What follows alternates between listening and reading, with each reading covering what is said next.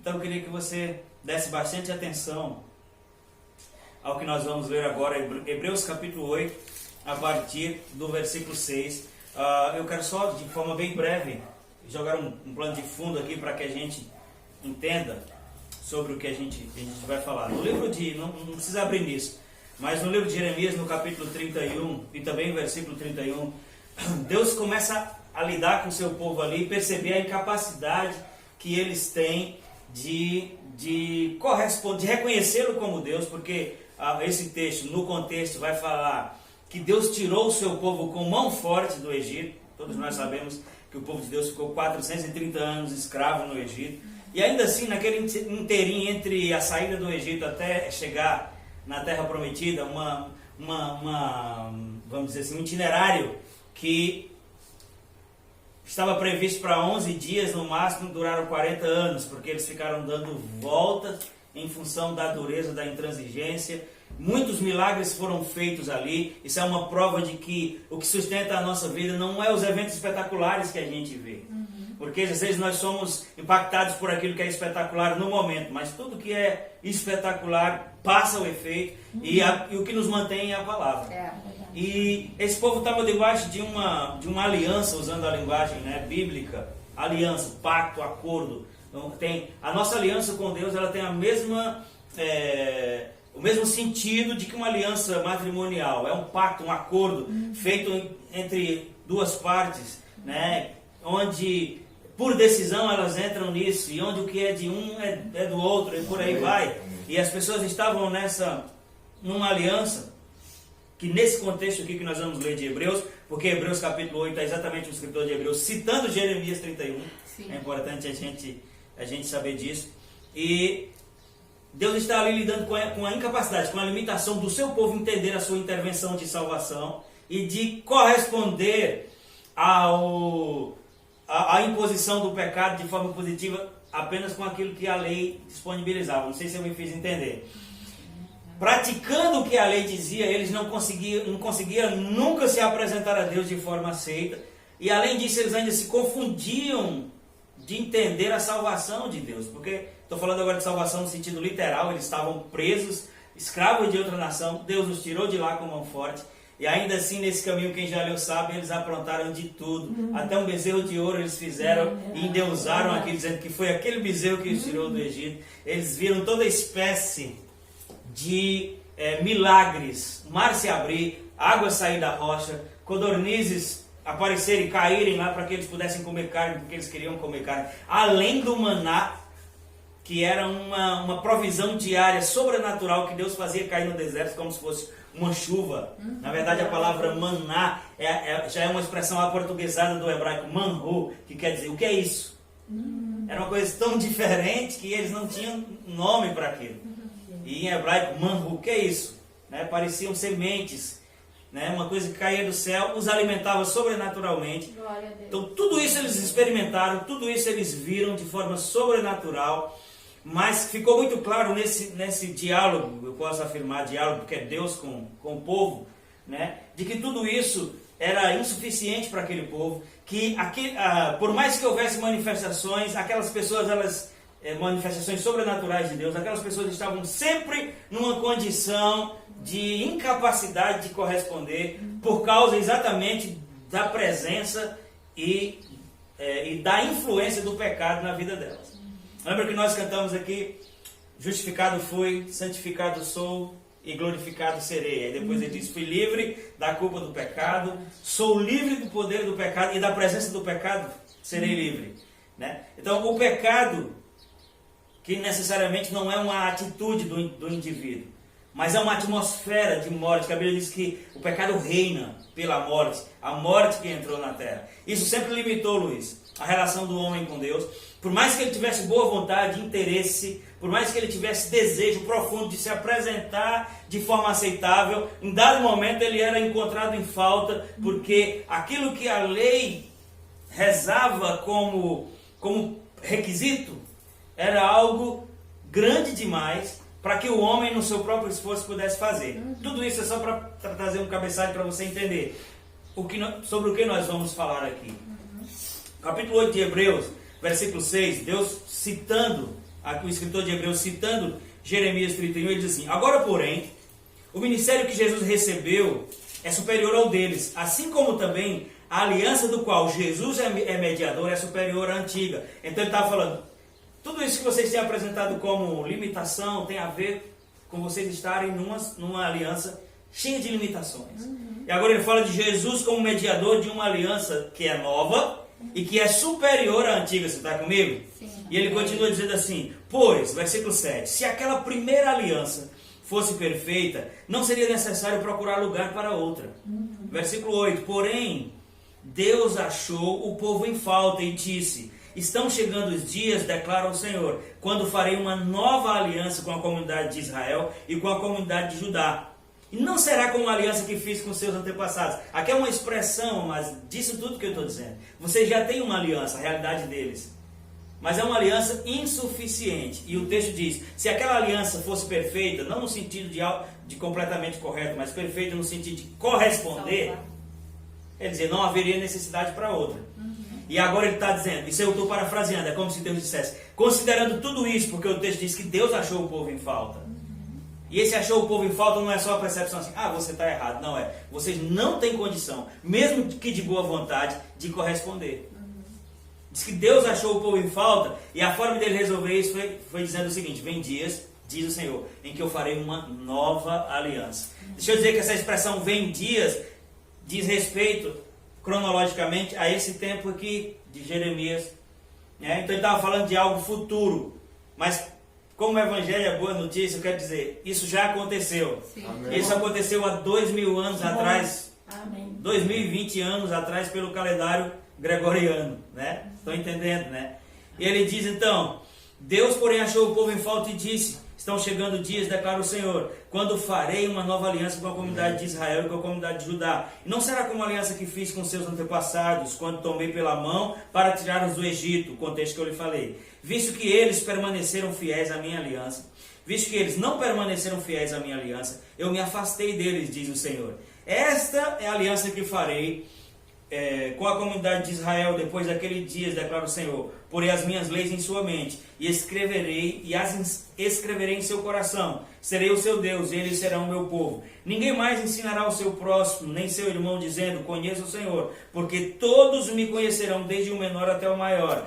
E a ênfase dessa nova aliança e a nossa mensagem hoje está no versículo 12 e 13, que diz assim, porque eu lhes perdoarei a maldade e não me lembrarei dos seus pecados. Chamando nova esta aliança, ele tornou antiquada a primeira. E o que se torna antiquado está envelhecido e a ponto de desaparecer. A ênfase é, porque eu lhes perdoarei a maldade e não me lembrarei mais dos seus pecados. Parafraseando, ele estava dizendo, o principal agente comprometedor dessa aliança, que já era algo que era de Deus, que já era algo que sinalizava, que apontava o caminho, mas havia um agente altamente comprometedor nesse ambiente, nessa atmosfera de aliança, de relação, que era o poder que o pecado exercia sobre as pessoas.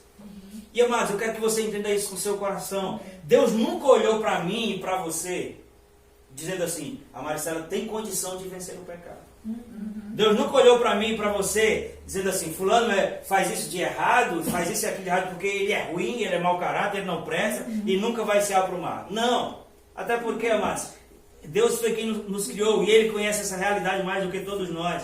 Na verdade, o que a Bíblia fala sobre o pecado, eu já disse e vou repetir, é que foi algo que nós herdamos em função do que Adão fez e que não é só um evento, é um governo. A Bíblia diz que pelo pecado de um homem a morte entrou e a morte começou a reinar por meio do pecado. E agora ele estava dizendo, vocês já estão em aliança comigo, mas vocês estão sempre devedores, por quê? Porque nessa aliança não aconteceu nada que pudesse realmente vencer a única coisa que separa ou que compromete a nossa relação, que é o poder, que é a morte, que o pecado tem, quando o homem Adão pecou e autorizou a entrada da morte. Você está comigo? Sim. Quantos estão entendendo? Sim. Então eu estou fazendo uma nova aliança. Uma aliança que, se vocês crerem e receberem, vai chegar esse dia, né? Ele estava dizendo aqui, e já chegou, já passou até, nós estamos debaixo dela. Ele disse, se vocês crerem e receberem, Vocês vão parar de ficar, me permita a expressão, amados, eu sou paraibano e às vezes eu saio com umas linguagens assim, né? Então estou vacinando aqui o Otávio que dá pela primeira vez. Se vocês entenderem essas verdades, estou parafraseando Deus aqui, a linguagem de Bíblia na linguagem de hoje na versão paraibana. Se vocês entenderem essa verdade, vocês vão parar de correr atrás do próprio rabo. É verdade. Aqui no sul fala cola. Vocês vão parar de querer alcançar a própria cola, que é uma tentativa repetida e constante, que na mesma proporção que se dá o esforço, também está garantido o fracasso. Já pensou que coisa mais triste, amados? É você estar dentro de uma postura de boa vontade, empreendendo esforço, se abstendo de coisas e sabendo que não vai dar em nada. É verdade. Já tive nessa. É verdade. Essa era a realidade das pessoas naquele tempo sem conhecer a Deus, e essa é a realidade de todas as pessoas, independente dela professar uma religião ou não, dela estar num segmento religioso ou não. Essa é a condição de toda pessoa que não entendeu a obra de Cristo, que não entendeu essa nova aliança. Ela pode ser uma ótima pessoa, ela pode estar no seu coração resolvido sobre o que é certo e o que é errado, ainda assim ela vai estar administrando dia após dia a tristeza de não conseguir ser aquilo que deseja e não conseguir fazer aquilo que propõe, porque sozinho o peso que o pecado tem é maior do que qualquer ser humano. É verdade. Vou até reformular a frase que ficou estranha. Qualquer ser humano sozinho, o peso do pecado sempre vai ser maior que ele. Então, quando Deus enviou Jesus, e Ele enviou dentro dessa condição, Ele disse, eu vou fazer uma nova aliança com vocês. Só que essa aliança não é mais nesse padrão onde vocês agem correto, e por agirem correto, vocês são abençoados. Não, vocês não têm condição. Nessa próxima aliança, vocês sim vão ter a proposta de ficar só tentando agir correto. Vocês vão conseguir agir corretamente. Amém. Porque agora não vai ser mais um requisito acertar, vai ser um presente. Porque primeiro vocês vão receber o livramento da única coisa que compromete essa condição de poder acertar. Amém. Glória a Deus. Amém. Glória a Então, Deus. quando alguém diz Deus abençoe, está dizendo errado. Já foi. Se a gente fosse, verdade. se a gente fosse ser ortodoxo, se a gente fosse ser intransigente, é claro que isso não vai levar ninguém para o inferno. Mas Efésios 1:3 diz: bendito Deus e Pai do nosso Senhor Jesus Cristo, que nos abençoou. Ainda tem versão que diz que já nos abençoou. Então não é pecado você dizer assim, Deus lhe abençoe. Não é pecado, mas não é teologicamente correto, não é biblicamente correto. Seria mais correto dizer assim, receba a bênção que já está disponível.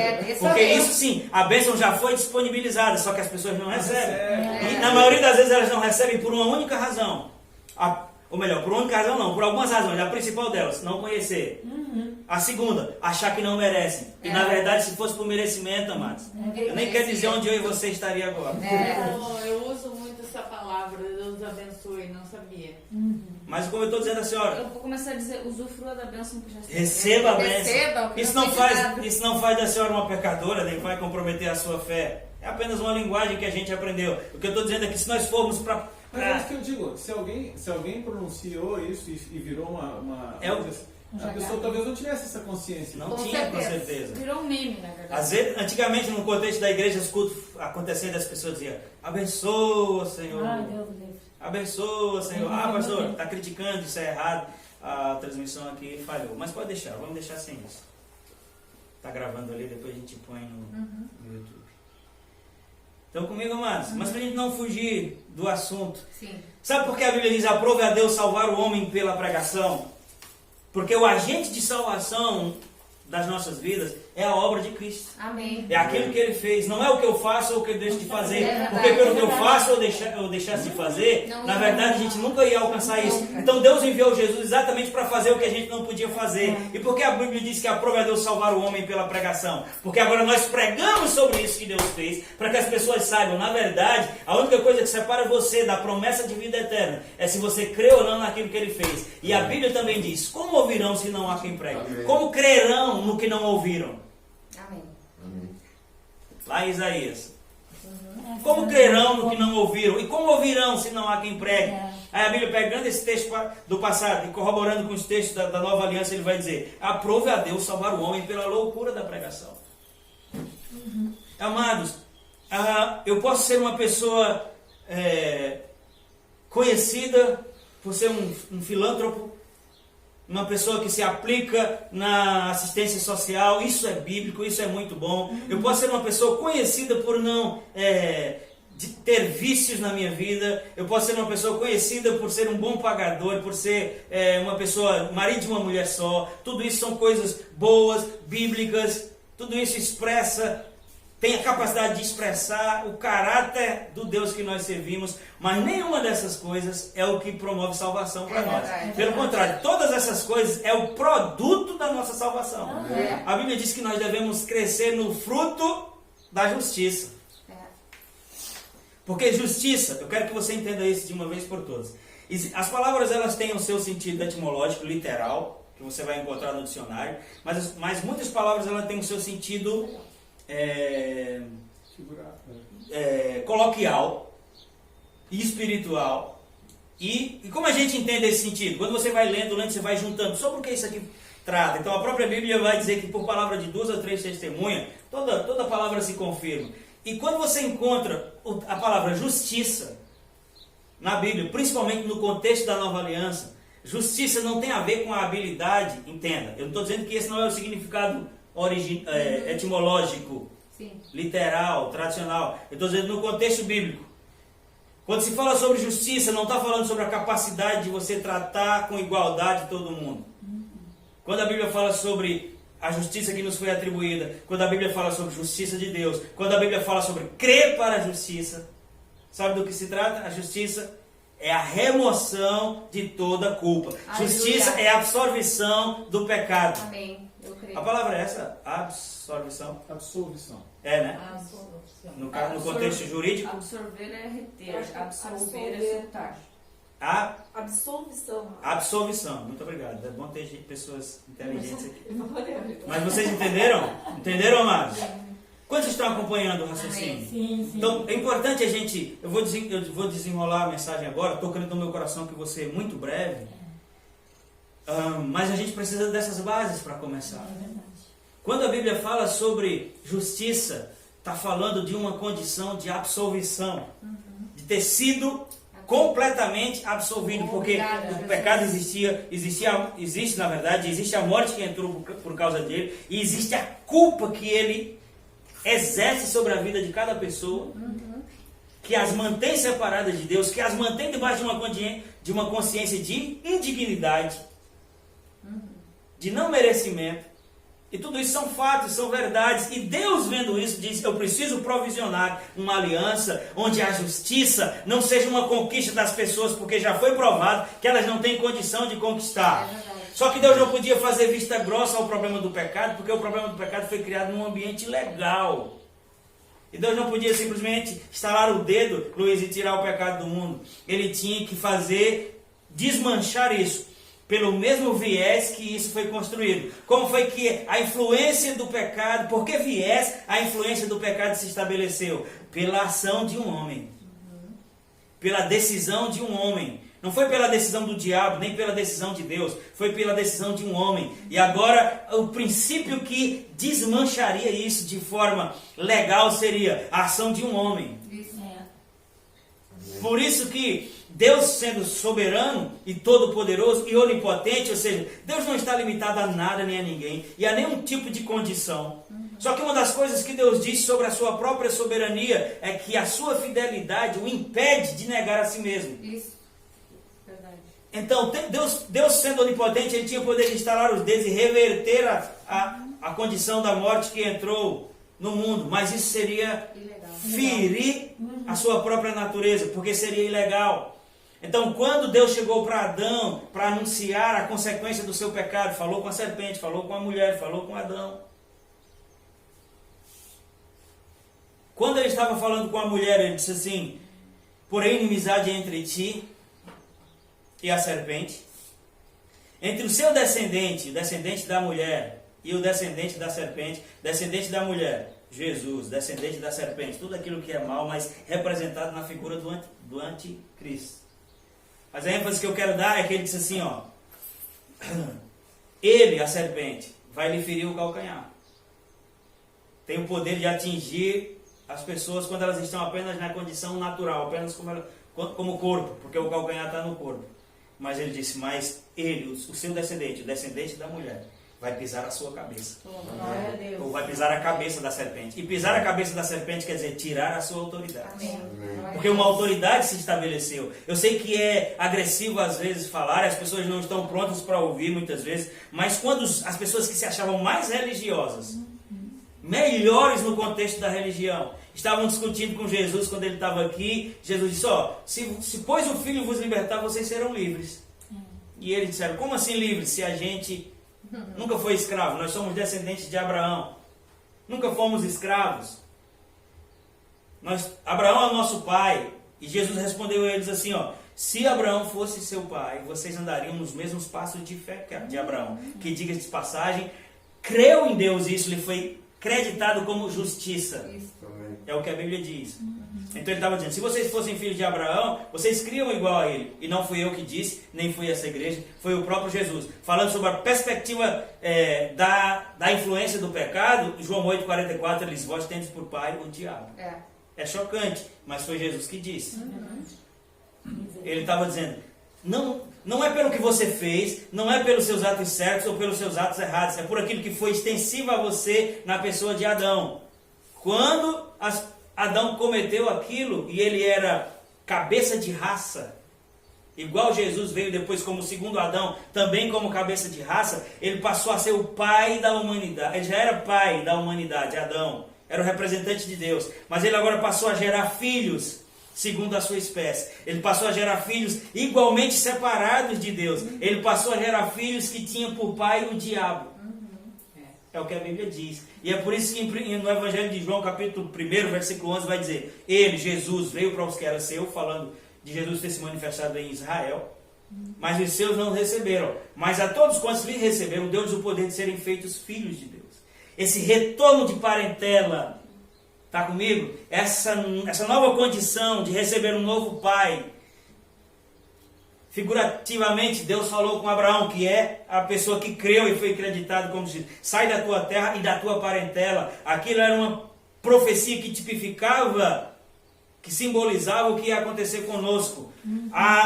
O posicionamento de fé nos mudaria de parentela. Aleluia. Mudaria quem é o nosso pai. E o texto diz, aqueles que receberam Deus o poder de serem feitos filhos. Verdade inversa, se não recebe, não é filho. E não fui eu que disse, nem essa igreja, nem a religião evangélica. É a Bíblia que diz, foi o próprio Jesus que disse. Vocês estão entendendo, amados? Então nós, como igreja, a gente tem fracassado no sentido de que a gente desprende muito tempo enfatizando o pecado, enfatizando a fraqueza das pessoas. Você está comigo? A igreja erra demais. Porque acha que isso é uma postura de justiça, você está de retidão, de justiça, está constantemente enfatizando o pecado. Sim, é verdade. E toda verdade que você está constantemente diante dela, ela começa a exercer influência sobre você. Se as pessoas ouvem constantemente que elas estão debaixo do jugo do pecado, elas não só vão ficar escravas daquilo, como ela, seja eu, seja você, seja quem for, vai estar desmerecendo aquilo que Jesus fez. Porque todo o sofrimento de Jesus na cruz, mas não foi para construir uma música, nem para fazer um poema, nem para figurar nos filmes de Hollywood, ou seja lá qual for a produção cinematográfica. Aquilo, a Bíblia chama aquilo de preço. A Bíblia diz que aquilo foi necessário. Eu quero ler alguns textos com você, para você ver. Obrigada,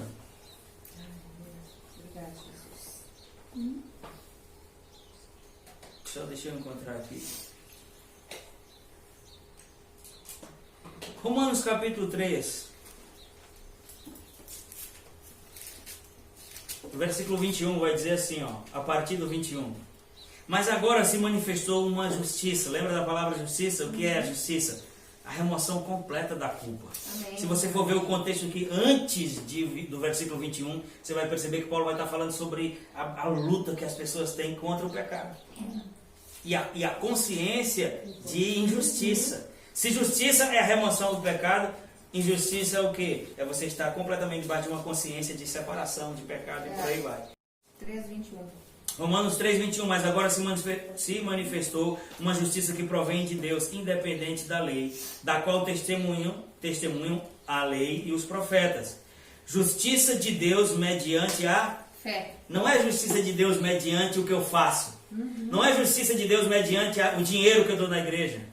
Não é justiça de Deus mediante os vícios que eu me abstenho. Não, mas todas essas coisas devem ser produto dessa justiça. É verdade. Ele diz justiça de Deus mediante a fé. O que atribui essa justiça ao homem é se a gente crê ou não nisso. É se a gente crê ou não no que Jesus fez. Vou continuar lendo. Mediante a fé em Cristo Jesus, para todos os que creem não há distinção, pois todos pecaram e estão destituídos da glória de Deus. Versículo 24, sendo que justificados gratuitamente por sua graça, por meio da redenção que há em Jesus Cristo. E ele vai enfatizar, Deus o ofereceu. Ofereceu quem? Jesus. Deus o ofereceu como sacrifício para propiciação, quer dizer, substituição, mediante a fé pelo seu sangue, demonstrando o quê? A sua justiça. Em tolerância havia antes deixado impune os pecados anteriormente cometidos, mas no presente demonstrou a sua justiça a fim de ser o quê? Justo e justificador. Aleluia. Diga Jesus. Jesus. É o meu justificador. Quando nós, amados, nos levantamos nessa compreensão dizendo, É verdade. eu sou justo, isso ativa automaticamente o senso de rejeição nas pessoas. Por quê? Se você disser, eu sou justo, o que é que as pessoas vão entender? Que você se acha melhor do que ela, que você está dizendo que não erra, Só tu sabe a verdade. né? Que você é o dono da verdade. É assim ou não? Claro que é.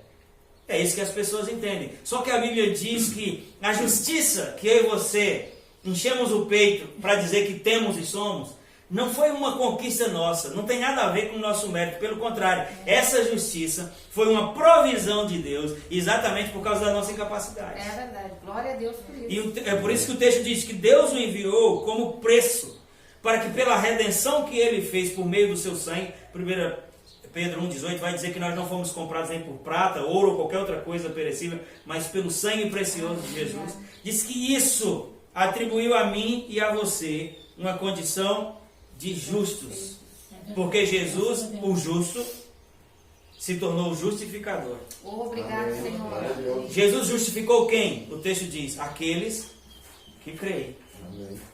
Porque o que ativa esse poder que está disponível não é o tanto de amor que Deus tem por nós, é se nós cremos. E é por isso que aprove a Deus salvar o homem pela loucura da pregação. É por isso que às vezes nós incomodamos os amigos para que eles se abram um dia e ouçam a palavra. É verdade. Porque é mais simples do que a maioria das pessoas pensam. Quando as pessoas recebem um convite para vir numa igreja ou para ir em outro lugar, automaticamente elas pensam e pelo pretexto de justiça, ela vai dizer, eu não vou me misturar com isso porque eu sei sobre a minha vida. Já me disseram isso? Eu sei das pisadas de bola que eu dou. Eu sei quem eu sou. Então, quando eu estiver pronto, eu vou ali. Engano. Nunca vai vir. Engano. Jesus não veio para os prontos. É verdade. A maior distorção da mensagem de Jesus que a religião faz é apregoar esse tipo de coisa. É segregar, separar Deus de quem precisa, pelo pretexto de estar certo ou errado. Misericórdia por isso. Eu já escutei falar isso, mas sabe o que eu percebo? Que as pessoas que não vêm, elas se acham melhores do que nós. Não. Na verdade, elas verbalizam isso, mas no fundo elas se sentem pior. Tipo, Deixa eu mostrar só o que diz no texto de Marcos, capítulo 2, versículo 15. Marcos 2, a partir do versículo 15. Evangelho de Marcos.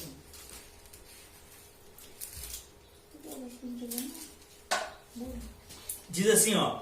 Durante uma refeição na casa de Levi também, Levi era o nome, ou o primeiro nome, ou o segundo nome, ou um dos nomes de Mateus, um dos seus apóstolos que eram, a semelhança de Zaqueu, era um publicano. O que é um publicano?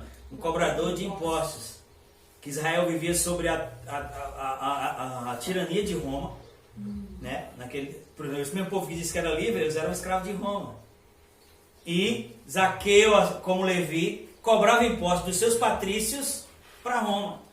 É por isso que eles eram tão odiados, porque além de cobrar impostos dos seus próprios irmãos para outro reino, eles ainda roubavam, pelo menos no caso de Zaqueu, que enriqueceu assim. Está comigo? E agora estava lá Jesus sentado comendo na casa de Levi, ou seja, de um publicano, que pela perspectiva dos religiosos da época era um pecado que se assemelhava aos pecados sexuais, ser um publicano, de tanta rejeição que eles tinham por aquele povo. Está aqui o texto, ó. Mas agora, durante uma refeição na casa de Levi, muitos publicanos e pecadores estavam comendo com Jesus e seus discípulos, pois havia muitos que o seguiam. Quando os mestres da lei, quem eram os mestres da lei? Os religiosos da época. Aqueles que se achavam os bambambam. Aqueles que se achavam bons, porque estavam dentro do contexto da religião. Deixa eu encontrar 16. Quando os mestres da lei, que eram fariseus, o viram comendo com os pecadores e publicanos, perguntaram aos discípulos de Jesus: por que ele come com publicanos e pecadores? É louco, né? Ouvindo isso, Jesus lhe disse: não são os que têm saúde que precisam de médico, Amém. mas sim os doentes. E eu não vim chamar justos, mas pecadores. Amém. Veja como o diabo conseguiu distorcer as coisas. Nós estamos aqui como igreja, amados, para ser referência de braços abertos para quem precisa. É verdade. E a gente consegue emitir muitas vezes a mensagem exatamente contrária disso. Deus me livre. Das pessoas olharem para nós, saberem que precisa dizer: não posso porque ele se acha melhor do que eu. Nós estamos distorcendo essa mensagem. Está comigo, amados? O que a Bíblia diz no Salmo 1 é que a gente não deve. Bem-aventurado o varão que não se assenta no caminho dos pecadores. Como é que é? Na roda dos escarnecedores. Bem-aventurado o varão que não anda no caminho dos pecadores, nem se assenta na roda dos escarnecedores. Isso fala sobre comungar. Comungar é diferente, amados, de oportunizar. Eu falo no contexto de que as pessoas acreditam que a gente perde muitas coisas quando a gente vem pra igreja. Entendeu? Por isso que eles se sentem melhores. Do tipo, não, eu não vou porque daí eu vou ter que deixar de fazer algumas coisas. Foi o que eu pensei. Mas não entende que fazer algumas coisas só prejudica elas. Amados, assim também, né? olha Interessante que, exatamente. Olha o que o texto diz. Tipo, Eu preguei uma vez eu eu fui convidado para pregar uma vez numa centro de recuperação, cheio de drogado ali. O pessoal tava, aquele pessoal ali, amados, eles estavam já sentenciados na cabeça deles. Eles já se viam como os piores em relação, eles se viam dentro do contexto literal, do significado literal da palavra marginal. Eles se sentiam à margem. Eles estavam já sentenciados por si mesmos, porque eles sabiam que essa sentença também vinha da sociedade, imagina da religião. Quantos estão entendendo o que eu estou dizendo? E eu fui pregar numa casa chamada Fundação Belo Amor. Só ex-drogados. Tinha uns 30 homens naquela sala. E eu comecei a pregar e abrir nesse texto aqui. E comecei a falar com eles: amados, nós precisamos conhecer o amor de Jesus, que veio não para os que são sãos. Quando Jesus disse assim, não são os sãos que precisam de médico. O que ele estava dizendo não é que tinha um grupo de pessoas que era curado. O que ele estava dizendo é que tem um grupo de pessoas que pensam que é. Ele disse: eu vim para os que precisam. Jesus estava ali com publicanos e pecadores, publicanos, prostitutas e outras coisas. Mas ele não estava comungando com o que eles fazem. Ele estava oportunizando-os a conhecer o seu amor e ter condição. Porque a única coisa que nos condiciona a nos livrar de qualquer tipo de prisão é o amor de Deus. É verdade, só o amor mesmo, com certeza. Então essa coisa, quando eu ficar pronto eu vou. É um argumento que o diabo criou para manter as pessoas distantes. Porque o que Jesus diz sobre isso é: está oprimido, sobrecarregado, chifrado, chifrudo, como fica pronto, devendo, venha. Desse jeito, graças a Deus que não consegue. Ele não diz venha e a gente vai desenvolver essas coisas aqui, você vai ficar pior do que veio. Não, o que ele diz é: você não precisa se ajeitar para vir. Você vem e vai receber condição de se ajeitar. É verdade. É desse Graças jeito. a Deus por isso. Senão eu estava lascado. Estão comigo, amados? Então, o que é mais poderoso nisso é que a coisa que o problema, eu posso dizer assim, que nós não tínhamos condição de lidar, Deus lidou com ele através de Jesus. E aquilo que era agente de separação e de comprometimento foi vencido. A Bíblia diz que Jesus cumpriu as justas exigências da lei. Oh, meu Deus. Graças a Deus. Para que nós fôssemos justificados. Obrigado, Senhor. Ou seja, quando Jesus disse assim, eu não vim revogar a lei, eu vim cumpri-la. Alguns crentes entendem até hoje que na verdade Jesus está prorrogando o tempo de vigência da lei. Quando a mesma Bíblia que diz isso, diz que o fim da lei é Cristo. Amém. Quando ele diz que veio cumprir e não revogar, que não passará um tio, nem um J, umas figuras Outra assim. letra lá. É. Outra aí, a minha crise. Sem que cada uma daquelas coisas se cumpram, então as pessoas pensam, não, isso estabelece a lei de Moisés como estatuto perpétuo para sempre. Não, o que Jesus estava dizendo aqui, ele veio capacitado por Deus para cumprir essas coisas. E é por isso que a Bíblia diz que, e nós lemos aqui, que se ele propôs uma coisa nova, é porque aquilo que era velho ia desaparecer. E a Bíblia diz que o cumprimento da lei é o amor. E que o fim da lei é Cristo. É isso aí. Sabe, amados, que a religião naquele tempo não era muito diferente de agora. Estava sempre aferindo as pessoas. Estava sempre apresentando quem está certo e quem está errado. E estavam prontos, com base nos seus próprios princípios, a punir quem estava errado. Isso é contrário à natureza de Deus. Isso é como o homem desenvolveu essas coisas. E é por isso que as pessoas não gostam de religião e eu também não gosto. Eu também não gosto, detesto religião. Às vezes eu choco as pessoas, eu trabalho de Uber, e quando eles ouvem as músicas, eles dizem, qual é a sua religião? Eu digo, não tenho. É Eu isso sou aí. pastor. É desse De jeito. Cristo. Aí depois eu digo, eu sou pastor. Ah, mas pastor não é da religião tal. Não, pastor é um ministro de Cristo. Eu sou cristão. Ah, tem religião na sua vida? Tem um monte ainda, mas eu estou me livrando aos poucos. À medida que a palavra vai me iluminando, eu vou me livrando. Amém. Cada vez Desse mais. jeito. Porque eu quero caminhar para ser representante de Jesus. Amém. Sem religiosidade. Você está comigo? Amém. Glória a Deus, aleluia. Veja o que a Bíblia vai dizer em Efésios capítulo 2. E as pessoas estão tentando, né, pastor? Ontem lá no grupo que eu frequento, uma pessoa disse assim, eu vejo que tu vem toda quinta. E aí tu tá tentando garantir o teu lugarzinho no céu. Eu falei assim, não, porque eu tô no céu, eu tô aqui, pelo amor. As pessoas estão lutando para Não, mas eu conseguir. só vou pedir assim, ótimo, mas eu vou só pedir para a gente não ficar interagindo muito, Então. porque está sendo gravado. Não tem nada a ver Não, contigo não, sim, especificamente. sim. Mas é bem Porque interessante, fica né? depois para quem vai assistir. Mas aí quando terminar você pode perguntar qualquer coisa, a gente pode comentar. Tá bom. Amém? Nós temos liberdade em relação a isso. Veja o que diz Efésios capítulo 2, versículo 1. Vocês estavam mortos em suas transgressões. Não entendem que o pecado é só uma atitude, o pecado é uma condição de morte. Ele estava falando aqui de pessoas mortas fisicamente, não. Ele estava falando de pessoas que estavam debaixo do governo do pecado. Vocês estavam mortos em suas transgressões e pecados, nos quais costumavam viver, quando seguiu a presente era desse mundo e o príncipe do poder do ar, o espírito que agora atua sobre os filhos da desobediência. Então, a condição de pecado é uma reprodução da influência do espírito que está no mundo. A Bíblia diz, o mundo jaz no poder do maligno. Só que Paulo que estava dizendo isso, ele não estava dizendo assim, vocês são pecadores e nós somos melhor que vocês. Olha o que ele diz no versículo 3, exatamente para desmanchar isso. Anteriormente, todos nós também vivíamos nisso. É isso que às vezes nós omitimos. E quando eu digo nós, eu digo os pregadores omitem na mensagem. E passa para as pessoas uma ideia de perfeição, quase que como qualquer melhoria que a gente apresentar hoje é produto de algum mérito nosso.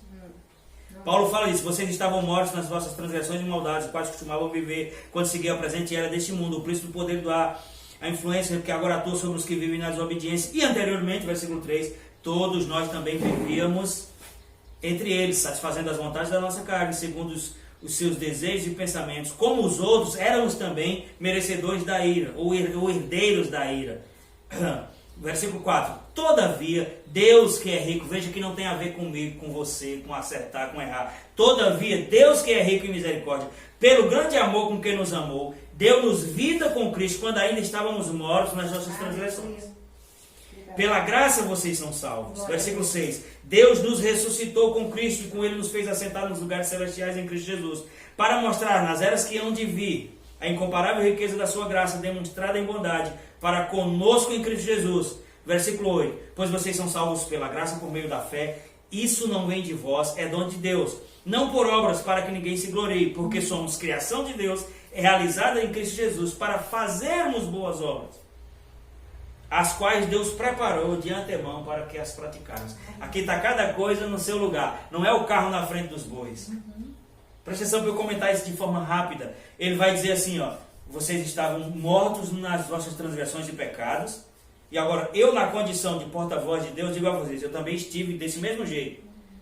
Aí, claro que essa minha afirmação gera uma pergunta, mesmo que silenciosa. E como você saiu disso? Aí ele vai dizer, não foi por meu mérito, não foi pelo meu esforço, não foi porque eu consigo ser melhor e acertar. Ele diz, porque Deus, que é rico em misericórdia, todavia Deus que é rico em pelo seu grande amor com que nos amou, deu-nos vida. Aí eu digo, Deus deu essa vida para quem? Para quem recebe. Aí alguém vai dizer, para os evangélicos, para os de tal religião, ou de tal... Ele deu para todos. Amém. Agora, quem vive isso? Aqueles que ouviram, porque ouviram, creram, e porque creram, receberam. Amém. Desse jeito. Mas isso não é para um grupo, Seleção.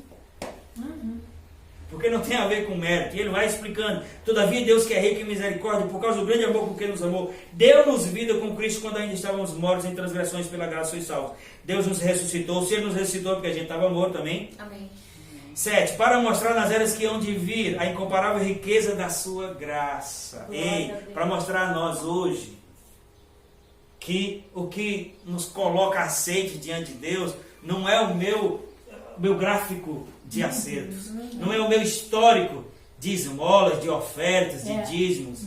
Não, ele diz, ó, Deus fez isso hoje para mostrar para as eras que hão de vir a incomparável grandeza da sua graça. O que é graça? É o favor que nos alcançou sem nenhum tipo de mérito. Amém. Desse jeito. Amém. Glória Amém. a Deus. Obrigado, Jesus. No momento que eu e você, amados, começarmos a agir pela força do nosso próprio braço, Paulo diz isso em Gálatas. Vocês receberam a mensagem pela fé e iam bem. Agora estão enlouquecendo de novo, praticando isso, praticando aquilo, que vocês já foram livres. Da graça decaíste. Tá? É Paulo que diz. É como se ele diz assim, vocês estão de novo crucificando Jesus. Quando nós lançamos mão da nossa própria força para tentar vencer algo que Jesus já venceu, ele está dizendo, você não está valorizando o que ele fez. Amém. Sério. Pois vocês são salvos pela graça por meio da fé, isso não vem de vós, é dom de Deus, não por obras, para que ninguém se glorie, pois somos criação de Deus realizada em Cristo para fazer, aí sim, porque nós somos criação de Deus realizadas em Cristo. Isso aqui não fala do nosso nascimento natural, mas fala de sermos nova criatura. Aí nós temos tudo uma obra que Deus preparou para a gente fazer. Aí é incoerente eu e você dizermos fui alcançado pela graça e deixar que flua de nós todo tipo de ação pecaminosa que é contrária à natureza de Deus. Então a graça não é uma coisa que me libera para viver pecando. Não, a graça me libera do domínio do pecado. Amém. Amém. Romanos 8,14, porque estás debaixo da graça e não debaixo da lei. O pecado não tem domínio sobre nós. Amém. Glória a Deus. E aquela loucura que a gente vivia, igual esse povo aqui que Deus viu e diz, não, tenho que preparar uma nova aliança, porque essa é incapaz, é insuficiente. Aquela loucura que a gente vivia de tentar acertar, de tentar progredir. Amado, eu estou dizendo para vocês coisas que eu experimento. Eu tenho um respaldo bíblico e tenho um respaldo da minha própria experiência. Vou dizer a você, mas você não revela para ninguém. Março do ano que vem eu vou fazer 45 anos. Nossa. Nem parece. Não parece. Sem botar perfume. Sem botar perfume. Amados, eu estou no contexto da igreja desde os 12. Convertido consciente desde os 15. Então eu já experimentei muita coisa. Coisas boas, coisas não tão boas, coisas muito ruins, provadas, experimentadas nesse contexto. Coisas que são bíblicas e coisas que são puramente produto. É por isso que hoje vocês me veem falar com tanta veemência, porque eu não estou tirando isso do nada. Eu vivenciei essas coisas. Eu vivenciei o conflito de ter um coração muito desejoso por Deus e ter uma vida incapaz de corresponder. Eu vivi, amados, o conflito de tentar conquistar as coisas que Deus já tinha me dado pelo meu esforço e ter que administrar dia após dia o sabor amargo da incapacidade que o homem tem de produzir qualquer coisa sem Deus. Amém. É verdade. Porque ele diz no Evangelho de João, no capítulo 15, que nós somos ramos do qual ele é a videira. E se nós realmente queremos produzir algo, nós temos que estar ligados a ele. Porque no versículo 5 ele vai dizer, porque sem mim nada podeis fazer. Eu sou a videira, vós sois os ramos. Agora, quem quer frutificar tem que ter consciência que você não pode estar desligado da videira. Que você precisa receber essa seiva Amém. que sai do caule para os galhos, que somos eu e você. Estão comigo? Amém. Que o Espírito Santo nos ajude a entender, amados, e a desmistificar essa coisa. Porque ou a gente está num extremo ou está no outro. Ou a gente vive de fazer coisas para ser aceito, para se sentir agradável a Deus. Ou então a gente entende que é a lavantu. Não, amados. Eu tenho um vídeo no meu canal, depois você pode ver lá. O carro na frente dos bois. O título do vídeo. O carro na frente dos bois. Que é exatamente isso. É você... Essa linguagem é o quê? O carro de boi aqui, né? O boi puxa o carro, sim ou não? Se botar o carro na frente do boi... Tudo parado. E é isso muitas vezes que a gente faz. A gente quer agradar a Deus fazendo coisas, quando na verdade nós só vamos conseguir fazer as coisas se nós fizermos o que está dito aqui. Primeiro recebemos esse amor com o qual Ele nos amou. É isso que nos dá condição de acertar, amados. É isso que nos dá condição de produzir no reino. É isso que nos dá condição de a gente viver de tal forma que as pessoas olhem para nós e queiram o que a gente tem. Não o contrário, que eu conheço uma porção de gente que diz assim, eu vou para a igreja para ser como fulano. Não. É um testemunho negativo. Porque é uma incongruência entre o que a pessoa fala e o que ela vive. Porque se a ênfase da minha mensagem está nas coisas que eu posso fazer, amados, a única coisa garantida que eu vou transmitir para as pessoas é faça o que eu digo e não faça o que eu faço. Por isso que nós temos que nos concentrar nele. Ele diz assim, Deus disse, ó, vem dias em que eu vou promover uma nova aliança. E essa nova aliança vai dar a vocês condição de acertar. Por quê? Porque o requisito para agradar não vai ser mais aquilo que você faz, é se você crer. Hebreus 11:6 diz, sem fé é impossível agradar a Deus, porque aquele que se aproxima de Deus é necessário que creia que Ele existe. Ele diz, a ênfase dessa nova aliança, o principal cláusula dessa aliança, é o completo perdão. Amém. Obrigada, Jesus. Sabe, amados, a gente está tão engessado pela maldita religião. Maldita mesmo. Quando eu falo religião, eu não estou falando do sentido etimológico da palavra. Porque religião tem um sentido bonito, que fala de reconciliação, de religar. Mas quando eu falo de religião de forma pejorativa, é o que as instituições criaram, esse conjunto de dogmas, regras, pode, não pode, quase como se a relação com Deus fosse com base nisso. Mas qualquer pessoa que se encontrar com Jesus verdadeiramente, ela vai ser tão iluminada por dentro e por essa palavra, porque a Bíblia diz, lâmpada para os nossos pés é a sua palavra, que você vai ser direcionado a viver de acordo com ela. Esse negócio de minha religião não permite a expressão de que você não entende a vida com Deus. É verdade. Se Deus quisesse que nós vivêssemos debaixo do padrão permissão e proibição, mas Ele não teria enviado Jesus. Porque o padrão que nos julga, a Bíblia diz, é a lei da liberdade. Sabe que as pessoas preferem isso? Não diga a mim o que pode, o que não pode. Deveria sacrificar o filho dele. Porque elas não querem administrar a liberdade que têm. Sabe por que as pessoas não querem administrar a liberdade que têm? Porque elas querem sempre encontrar alguém para culpar. A culpa é de... É isso aí. Quantos estão entendendo? Amém. Romanos 5:1 vai dizer assim, ó, tendo sido, pois, justificados, o que é justificado? Completamente perdoado. Tendo sido, pois, justificados pela fé. Quando a gente entender isso, amados, meus pecados estão me maltratando há 30 anos. Porque eu tenho mais de 30 anos de crente, amados, mas você acha que todo esse tempo foi livre do pecado? Não foi porque a ignorância nos prende igual. Eu estava ali sobre o mesmo padrão que o mundo está, tentando chegar numa postura de perfeitinho. E aí, o texto bíblico que mais se cumpria na minha vida era Romanos 6, que diz assim: o bem que quero fazer, não faço.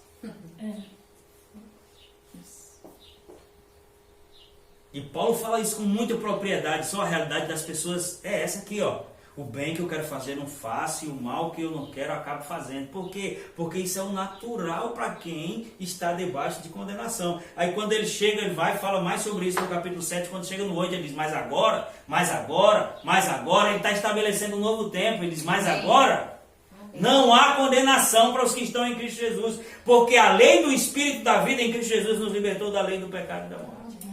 Uma pessoa que entende essas verdades, amados, ela não anda aferindo a vida dos outros, não anda procurando se a pessoa está certa, errada, se está pecando aqui, se está pecando ali. Ela anda movida pelo amor. E ela pode encontrar o pecador mais cabeludo. É verdade mesmo. Glória a Deus. Que o principal sentimento dela por aquela pessoa vai ser: eu preciso ajudar essa pessoa. Amém. Desse jeito. Sentir rejeitada, ela não vai se sentir minorizada, diminuída. Ela vai se abrir. Ela vai se desarmar. Com certeza. Você está comigo? Amém. 2 Pedro, capítulo 1, versículo 3, vai dizer assim: visto que pelo seu divino poder nos tem sido dado tudo. Eu fui olhar no grego o significado da palavra tudo. E tudo no grego quer dizer tudo. Profundo, né, irmão? Eita. Tudo quer dizer tudo. Tudo quer dizer sem faltar coisa alguma. Diz: visto que pelo seu divino poder nos tem dado tudo que diz respeito à vida e à piedade. O que é piedade? Piedade, por exemplo, isso é uma das palavras que tem sentido duplo. Piedade em sentido literal seria ter dó, clemência. Mas piedade também quer dizer uma vida correta. Por isso que impiedade é uma vida separada. Vem de ímpio, é o contrário. Piedade, a prática da vida com Deus. Impiedade, a prática da vida sem Deus. E ele diz: visto que pelo seu divino poder nos foi dado todas as coisas que conduzem à vida e à piedade, pelo pleno conhecimento daquele que nos chamou por sua própria glória e virtude. O que nos atraiu foi a glória e a virtude de Deus, não foi a nossa. Amém. Em Cristo. Verdade. Pelas quais Ele nos tem dado pelas quais o quê? Glória e virtude. Ele nos tem dado as suas preciosas e grandíssimas promessas, para que, por elas, nos tornemos co-participantes da natureza divina, havendo escapado da corrupção que há no mundo. Existe corrupção no mundo? Existe. Aí a gente entra na religião pensando assim: agora eu vou ter que alinhar a minha vida e para poder ficar fora disso. Não, a Bíblia diz que a gente crê na virtude dele e ele nos livra dessas coisas. E nos faz co-participantes. O que é co-participante? Participantes juntamente. De quê? Da natureza divina. Que natureza divina é essa? É você ser um anjo, uma auréola aparecer aqui e um par de asas nas suas costas? Não, está falando sobre o novo nascimento que nos livrou da natureza do pecado. Amém. Que nos livrou da paternidade do diabo. Outra coisa que não é certo dizer, se a gente fosse por aquele viés era dizer: eu sou pecador. Agora a gente diz isso, as pessoas se endemoniam também. Por quê? Porque todo mundo sabe que a gente peca. E a Bíblia sabe tanto disso que em 1 João diz: se alguém diz que não peca, mente. Só que eu e você, Luiz, a gente precisa ter essa ciência. Pecar é uma coisa, ser pecador é outra. Pecar é um comportamento. Ser pecador é natureza. Pecar é um evento.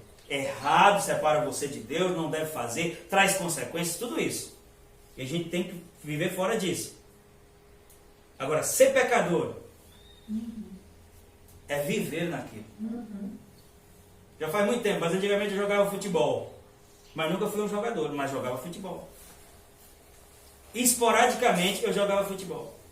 Isso me faz de mim um jogador? Não. Então pecar de vez em quando faz de você um pecador? Não. Embora seja um pecado igual, embora traga consequências, embora possa promover salvação. Eu digo, se o ser humano nascer de novo com o Espírito Santo dentro, se ele decidir que ele vai se relacionar com o pecado, amados, de forma contínua, a Bíblia diz que vai produzir um tipo de endurecimento, que ele não vai perceber mais o peso que o pecado tem, e é capaz de extinguir o Espírito.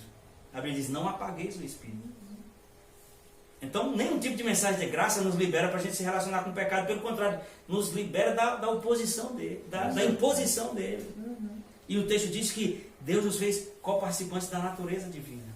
Então é incoerente eu dizer assim, sou nascido de novo e sou pecador. É incoerente.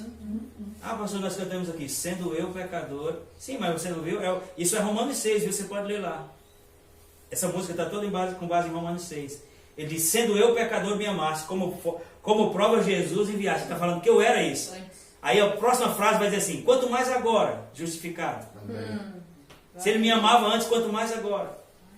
Sendo teu inimigo, me amaste, como prova Jesus enviaste. Quanto mais agora, reconciliado. Obrigada, Jesus. Mas quando as pessoas ouvem isso, elas ouvem, eu disse isso no discipulado de quinta-feira, nós ouvimos a palavra como estamos.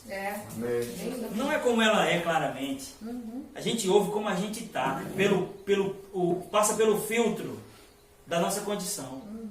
E às vezes a gente fala uma coisa e nós recebemos outra. Quando a gente diz assim, eu não sou pecador, a pessoa ouve quase como você dizendo assim, eu sou santo.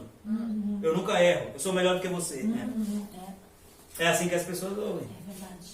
Mas eu não vou deixar de falar algo que é bíblico porque as pessoas ouvem errado. O que eu vou fazer aqui, se elas tiverem tempo, eu vou explicar. Porque, amados, o que a gente precisa entender sobre graça é que o viés do mérito se encerrou em Cristo. Aleluia. E agora, todas as coisas que eu e você temos, inclusive justiça, foi uma atribuição. É desse jeito. Para encerrar, Romanos 5,17 diz o quê? Romanos 5,17 diz assim, ó, se pela transgressão de um homem a morte entrou no mundo e a morte se estendeu a todos, muito mais. Aleluia. Aqueles que receberam, não é os que conquistaram. É verdade. É aqueles que receberam a imensa provisão da graça e o dom da justiça. Justiça é o quê? A liberação de toda culpa. Justiça é o quê? Você ser completamente absolvido, não é isso? Isso. Justiça é o quê? É você ser completamente perdoado. E a Bíblia que a gente diz que crê, diz que essa condição não tem a ver com a nossa postura, tem a ver com o que Jesus fez. Obrigado, Pai. 2 Coríntios 5,21 vai dizer, aquele que não conheceu o pecado, Deus o fez pecado por nós, para que nele nós fôssemos feitos a sua justiça. Um dia eu vou pregar aqui só sobre princípios aspectos da redenção. Aí você vai ver, substituição, identificação. Porque Jesus nos substituiu, Ele fez o que a gente não podia fazer, Ele sofreu o que a gente não podia fazer. Tem um monte de crente que não aceita, mas Jesus morreu espiritualmente. Morreu, porque a morte que nos livrou, a morte que eu e você conduzia, era a morte espiritual. Você acha que Jesus foi para o inferno por quê? Porque morreu espiritualmente. Agora, por que ele não ficou lá? Por quê? É uma pergunta. Porque não era o pecado Porque dele. a morte que ele sofreu não foi como produto do pecado dele, foi como produto do meu e do seu pecado. E no terceiro dia, aquele sangue que escorreu naquela cruz, diz em Hebreus 13:20, gritou no universo, diz, Deus ressuscita o justo Jesus, porque ele não pecou, ele está ali. Mas o que levou ele ali não foi o pecado dele, foi o pecado da humanidade. Diz que Abel era um homem, não comum, como eu e você. Mas porque ele estava dentro de um padrão de justiça, ele morreu, o sangue dele falava. É verdade. O sangue dele dizia, Abel era justo. Abel era justo, Abel morreu injustamente. Imagina o sangue de Jesus. Diz que esse sangue, Hebreus 13:20, o sangue da eterna aliança que nós vamos celebrar agora. Já estou em cima da hora. Hebreus 13:20, o sangue da eterna aliança tirou Jesus de entre os mortos. Amém. Ah, eu não aceito isso. É um direito, a pessoa aceita o que quiser. Mas a Bíblia diz que ele morreu a nossa morte para que nós vivêssemos a sua vida. Você acha que Jesus não experimentou morte espiritual? Então por que ele disse Eloi, Eloi, lama sabachthani? Deus meu, Deus meu. O que é conceito de morte espiritual? Alguém pode me dizer? Separação. Separação somente? Não. De Deus. A de Deus, né? Separação de Deus. E ele estava lá naquela cruz, num dado momento ele procurou o universo e experimentou uma coisa que de geração em geração, de eternidade em eternidade, ele nunca tinha experimentado. Não está com Deus. Ele experimentou não perceber a presença do Pai. Ele experimentou não estar com o link ligado. Jesus experimentou, queira os religiosos ou não. Jesus experimentou morte espiritual. O inferno ficou em festa quando Jesus desceu lá. Porque ninguém descia ali para fazer festa, não. Descia para ser punido. E quando eles viram Jesus lá, ficou em polvorosa. Conseguimos, cumprimos o nosso plano. Só que de repente eles ouviram uma voz. A voz do sangue que nós vamos celebrar. E disse, Deus ressuscita Jesus. Ele não pecou. Aleluia. Glória a Deus.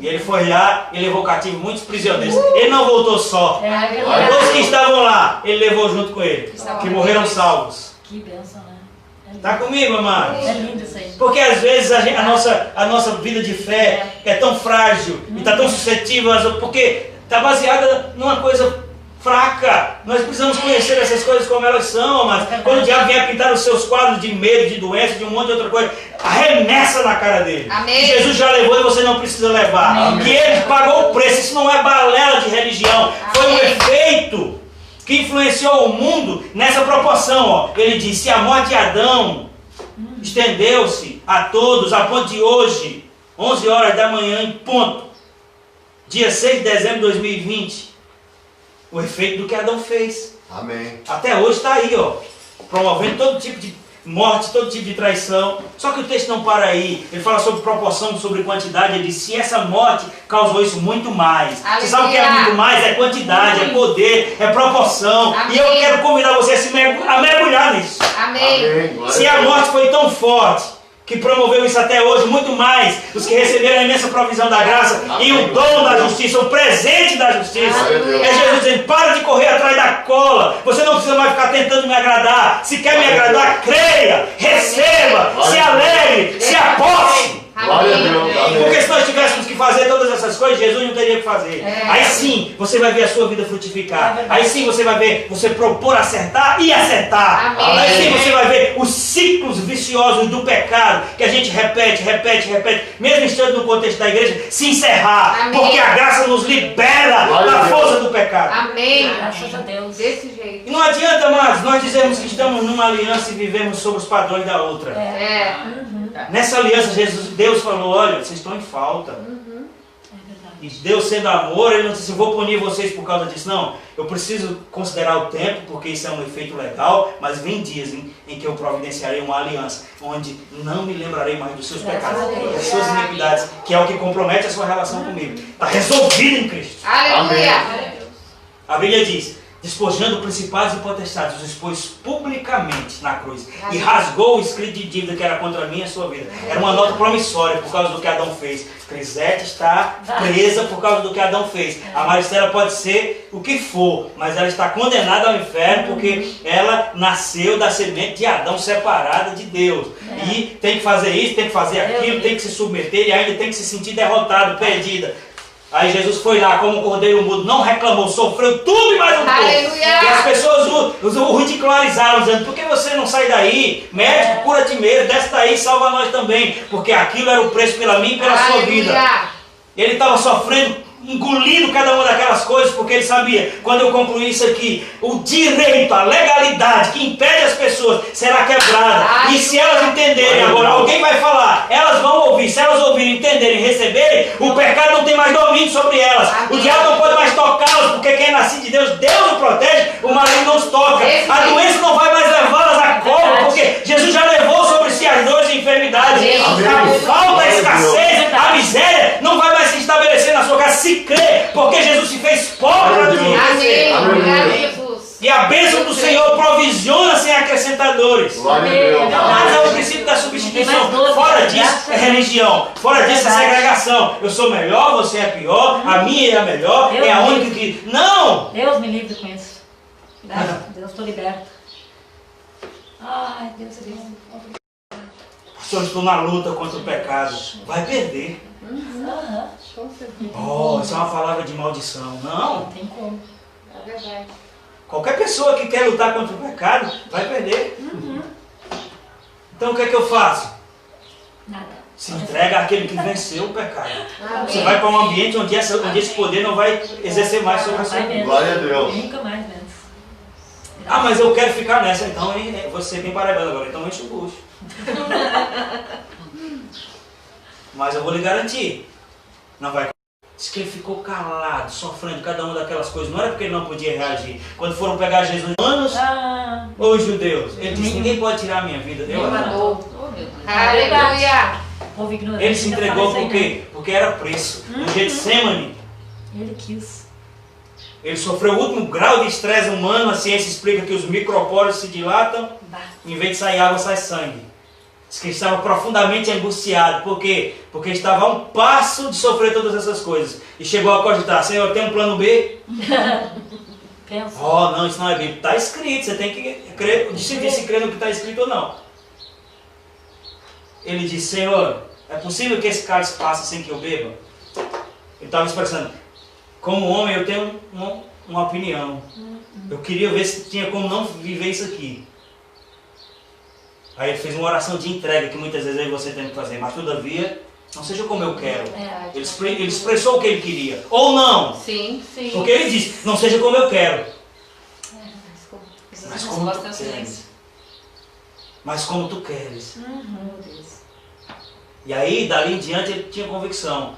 A Bíblia diz: como um cordeiro mudo não reclamou. A próxima fala de Jesus, sabe qual foi? Está consumado. Eita, Aleluia. Ele não disse: eu estou acabado. Não, está consumado. Concluí. Obrigado, Jesus. E agora? E agora nós celebramos a nossa redenção. Glória a Amém. Deus. Glória a Deus. Amém? Amém, Nós glória a vamos Deus. orar pelos elementos.